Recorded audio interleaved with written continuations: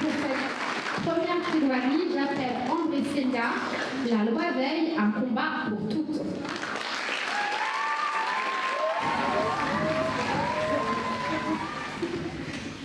Mesdames et messieurs les membres du jury, nous allons vous raconter une histoire qui n'aurait jamais dû arriver.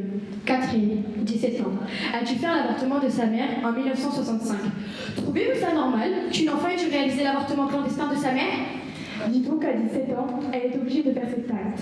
Et ce n'est que 60 ans après qu'elle fait part de cette histoire troublante qui restera gravée dans sa mémoire. Et ce n'est pas la seule à avoir avorté illégalement. Oui, car 800 000 femmes ont avorté clandestinement.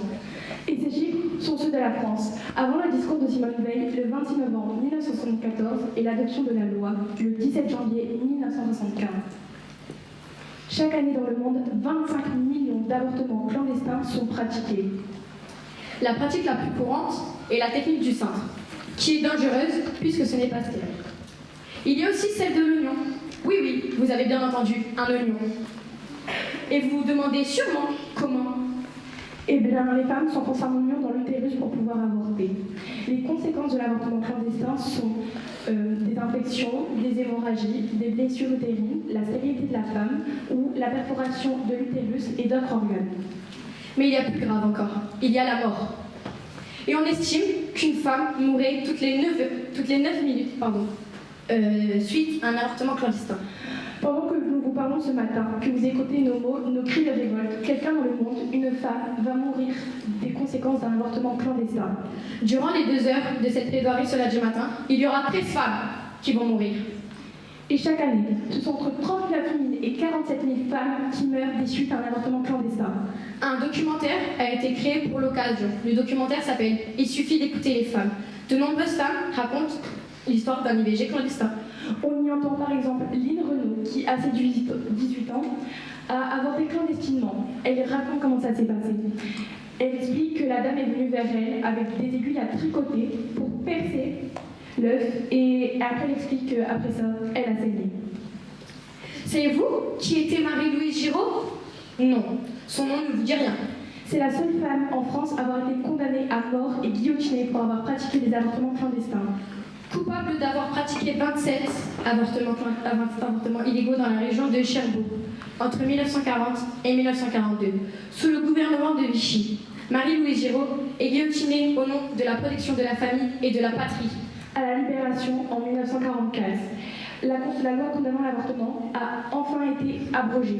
Aujourd'hui, en 2025, l'avortement est encore interdit dans près d'une vingtaine de pays, notamment dans de nombreuses nations d'Afrique, parmi lesquelles l'Égypte, le Sénégal, le Gabon, Madagascar ou encore la Mauritanie. En France, on peut s'estimer chanceux, car grâce à Simone Veil, les Françaises ont droit à l'avortement, contrairement à d'autres pays d'Europe comme la Pologne, Andorre ou même Malte. Et toi, tu sais c'est qui le prince d'Andorre? Oui, il y en a 2. Il y a l'évêque espagnol d'Urgell et le président de la République française. Ils sont 2 à être coprinces. Mais alors, Emmanuel Macron ne pourrait-il pas légaliser l'avortement en Andorre? Non, parce que l'Église catholique le refuse. Pour Amnesty International, Andorre vit encore au Moyen-Âge, au XXIe siècle. En France, le 8 mars 2024, l'IVG, l'interruption volontaire de grossesse, est enfin inscrite dans la Constitution. Et, soit disant passant, c'est 50 ans après le discours de Simone Veil. Et pourtant, aujourd'hui encore, partout dans le monde, des personnes luttent pour faire respecter ce droit. La majorité d'entre elles sont des femmes. Trouvez-vous ça normal qu'en 2025, plus de 50 ans après la loi Veil, des femmes soient encore obligées de se battre, manifester et lutter pour un droit qui les concerne?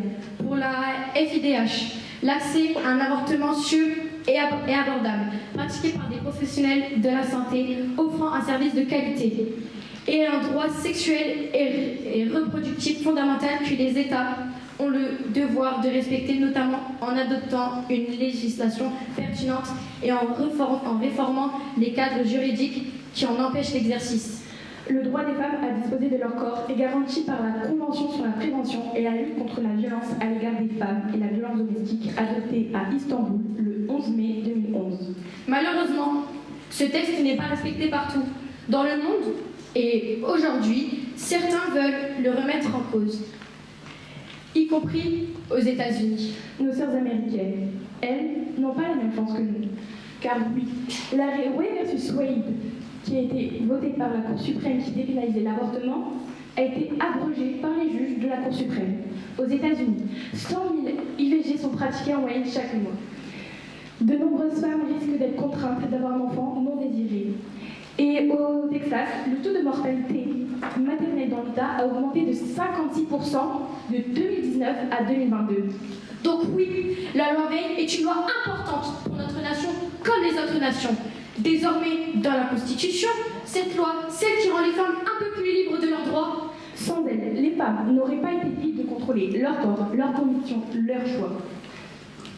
Alors, continuons de nous battre pour faire respecter Partout dans le monde, le droit des femmes de choisir, et le droit de disposer de leur corps comme elles l'entendent. comme nous sommes les Américaines, disons-le fièrement, my body, My choice.